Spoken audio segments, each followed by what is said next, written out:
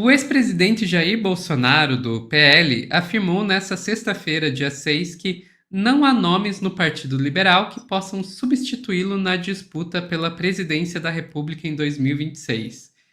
Ele perde o controle quando é chamado de inelegível. Vamos entender com Pedro Zambarda aqui no Meteoro? Tá já!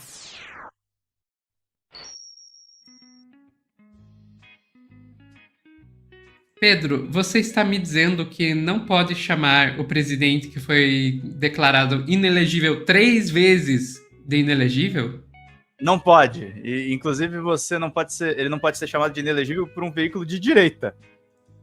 Eu não vou nem começar pelo texto, tá, Sofia? Eu vou mostrar o trecho da Rádio Gaúcha, porque a grosseria do Bolsonaro é um negócio assim. Engraçado, esse cara saiu da presidência, mas eu não consigo deixar de me chocar o quanto ele é estúpido. Bota aí na tela pra gente ver. Aqui é um trechinho de 36 segundos. O senhor tem algum sucessor preferido para 2026? Não, sou eu mesmo. O senhor mesmo?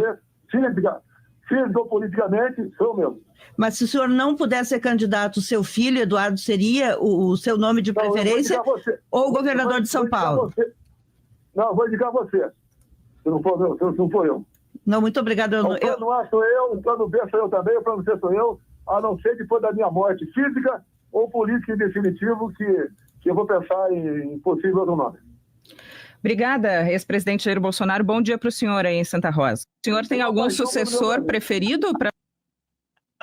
A gente falou no outro corte do problema da esquerda de achar sucessor, mas é engraçado como esse idiota é até infantil, né? Ele virou para Rosane Oliveira, que assim, com todo respeito à dona Rosane, eu tenho muitos amigos no Rio Grande do Sul, ela é tipo a Eliane Cantanhede do Rio Grande do Sul, gente.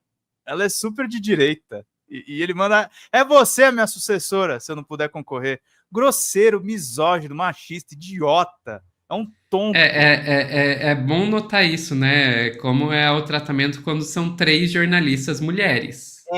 Tem ódio na cara dele, assim, tem ódio nas falas dele, na respiração dele, é um negócio meio louco. Mas, assim, o Bolsonaro, ele tá com medo, Sofia, porque, vamos ressaltar os pontos aqui no corte, né? O DCM fez um resumo aqui, né? Inelegível, Bolsonaro ignora Eduardo e delira, dizendo ser o plano A, B ou C para 2026. Ele disse em entrevista para a Rádio Gaúcho, o político reforçou que só cogitaria outro nome após a sua morte física ou política em definitivo. Ele está inelegível até 2030, devido a condenações no Tribunal Superior Eleitoral, mas sua declaração rebateu a sugestão do deputado federal Eduardo Bolsonaro, seu filho, que havia sido mencionado como uma possível alternativa. O plano A, Jair Bolsonaro, posso ser o plano B, disse Eduardo durante uma participação em um painel da Conferência da Ação Política Conservadora, CEPAC, em Buenos Aires. Apesar disso, o parlamentar negou ser pré-candidato. O Eduardo também, ele está bem ligeiro, né, Sofia? Porque como a gente tinha falado em outros cortes, o bolsonarismo e a extrema-direita estão tentando fazer os seus laços internacionais, né? Então eles estão de olho em Milei, eles estão de olho na eleição do Trump, eles estão querendo alguma ajuda externa para chegarem fortes em 26. E o Eduardo foi detonado nos debates internos, né? Tem essa reportagem do Bernardo Mello, de Brasília, lá do Globo. Eduardo Bolsonaro se lança como plano B, mas ex-presidente veta debate sobre sucessão. O que o Bolsonaro está vetando debate de sucessão, tá, gente? Tem um lado que esse imbecil é um estúpido, mas tem um lado político muito sério. O que o Bolsonaro tem medo? O que ele conquistou nesses anos da presidência da República? O que conquistou na campanha até 2018? Ele se tornou a maior liderança popular de direita. Isso é inegável. O Bolsonaro, nesse aspecto, é uma meia-verdade que a mídia conta. O Bolsonaro e Lula não são exatamente a mesma coisa, mas eles são lideranças políticas populares em seus campos. O Lula porque tem um poder de conciliação muito grande e porque tem uma carreira política muito relevante, e o Bolsonaro porque foi um deputado fisiológico e fez um governo ideológico. Então ele concentrou muito voto com essa combinação de fatores. E o que ele teme no debate de sucessão, que é o que já está acontecendo, a gente viu até pelo surgimento de figuras como Pablo Marçal, é esse capital político que ele concentrou se dissipar.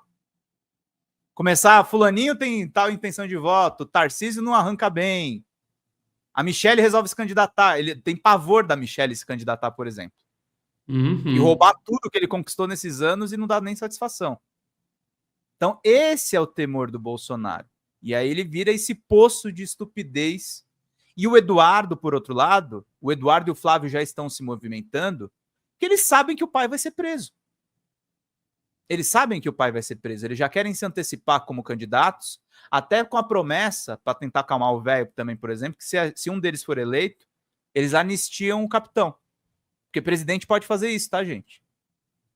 E você acha que o Eduardo e o Flávio no cargo de presidência... O Flávio eu acho que menos. Mas você acha que o Eduardo não vai anistiar o próprio pai, Sofia, se vier presidente? Com certeza. Ele Com anistia, certeza. não. O Eduardo ainda por cima que é burro. E olha que eu acho que o Flávio também. Sim. Sim.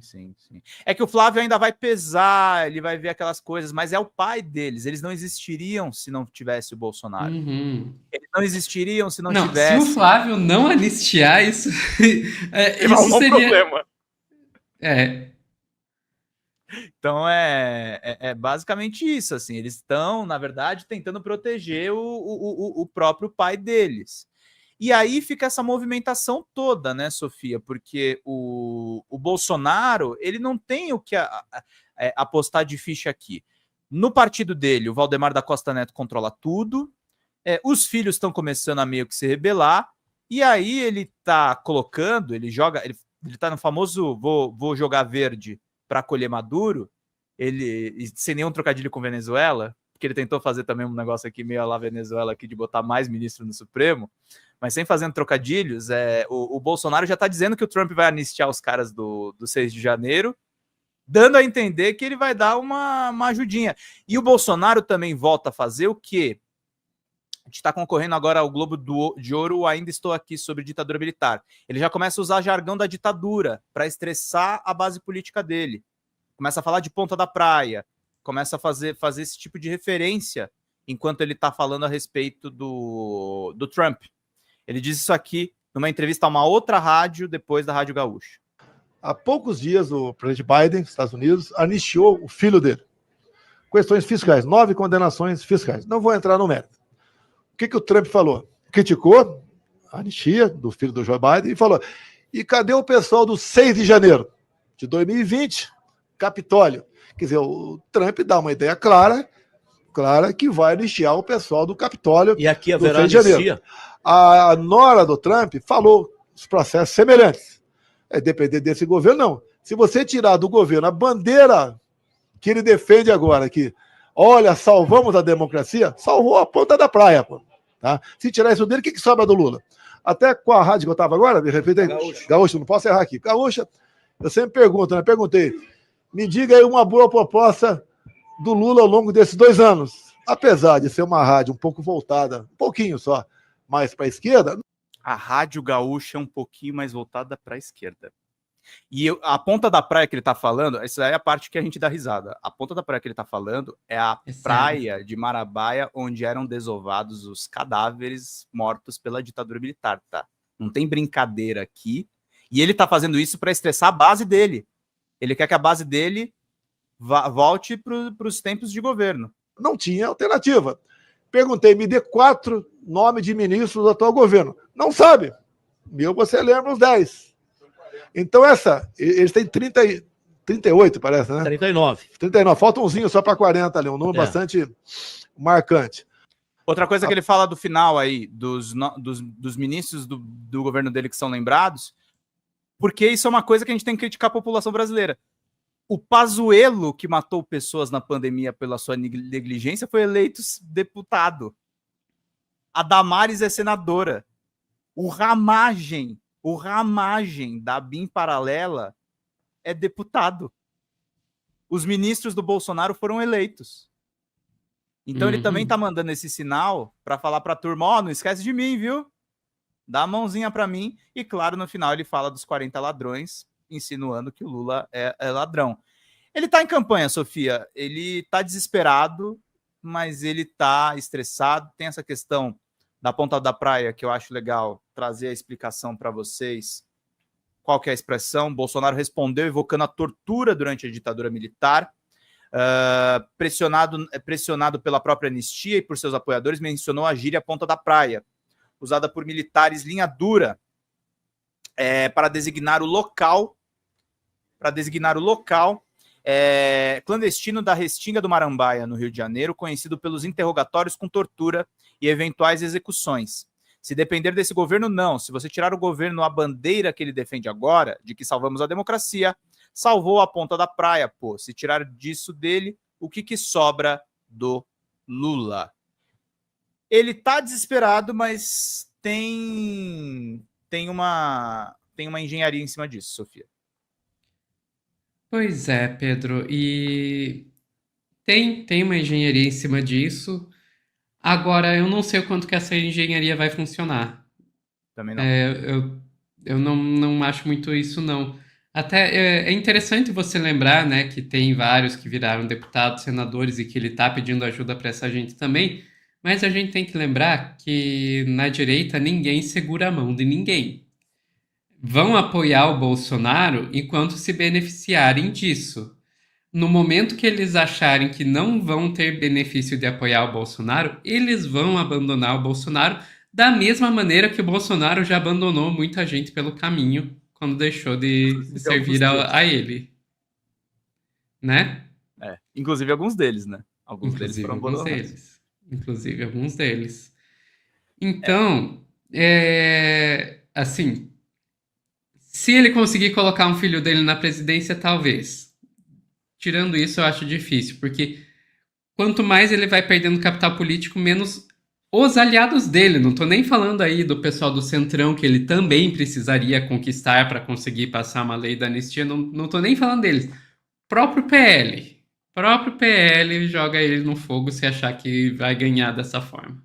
Uhum. O Valdemar é só você se encontrou com ele só agora, né? Exato.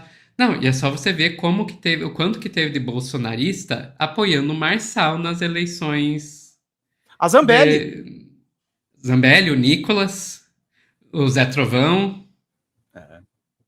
Eles nessa eleição municipal, eles já começaram aí um movimento de abandono. Agora é ver como é que a coisa vai ser. E assim, turma, eu vi até um comentário esses dias de um rapaz que é ligado. Difícil não lembrar dos ministros de inelegível, todos fizeram merda, exatamente.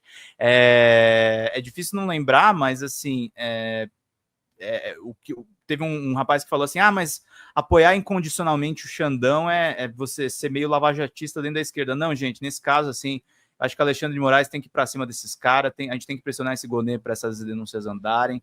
Tem que ter máxima punição, esse cara tem que ficar mais anos ainda inelegível, tem que tocar o terror com eles, viu, Sofia? Essa coisa aí do tipo, essa esquerda muito paz e amor, muito Estado democrático de direito, a ponto de passar pano para fascista, não contem comigo. Comigo também não. Ficamos por aqui, Pedro. É isso, Sofia. Bora. Então, pessoal que tá aí no chat, não saiam daí que logo a gente volta com mais Plantão no Meteoro.